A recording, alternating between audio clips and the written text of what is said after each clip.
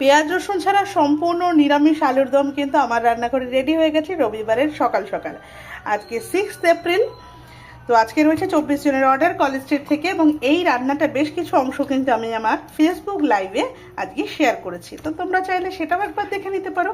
এবং customer feedback কিন্তু দেখতে ভুলো না, যেটা আমি যদি আজকের মধ্যে কাস্টমার পাঠান সেটা আমি ইভিনিংয়ের মধ্যে তোমাদের সঙ্গে শেয়ার করে দেবো। তাহলে ভালো মানের খাবার খেতে হলে নিজের ঘরোয়া অনুষ্ঠান হোক, বিশেষ করে পুজো পার্বণে এই ধরনের নিরামিষ খাবারগুলো কিন্তু অসাধারণ টেস্টের আমরা তৈরি করে থাকি, কারণ আমি অনন্যা মানে কোয়ালিটি আর টেস্টি ফুড। কোয়ালিটির সাথে কোনো কম্প্রোমাইজ নেই। দেখতেই পাচ্ছ একদম ঠিক গ্রেভির একটা রেডির ওপর আমি আলুর দম রেডি করেছি। তো এটা কিন্তু বাসন্তী পোলাওর সঙ্গে আজকে জাস্ট জমে যাবে। নিরামিষ খাবারে কে বলেছে নিরামিষ খাবারে পেঁয়াজ রসুন দেওয়া হয় না বলে ভালো লাগে না? সেটাকে কিন্তু সুন্দর করে রান্না করলেই ভালো লাগে। আর যদি এই কাশ্মীরি আলুর দমটাকে বাড়িতে বানাতে চাও, যদি মনে করো যে রেসিপিটা জানবে, তাহলে কিন্তু আমাকে কমেন্ট করতে ভুলো না, তাহলে তোমাদের সঙ্গে আমি রেসিপিটারও কিছু অংশ শেয়ার করে দেবো।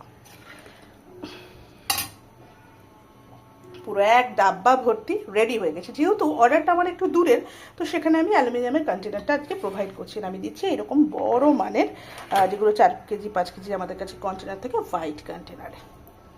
বাস বাসন্তী পোলাও হোক কিংবা রোস্টেড ফ্রাইড রাইস, তোমার বাড়ির পুজোটাতে কিন্তু অর্ডারটা কিন্তু পাক্কা আমার কাছে।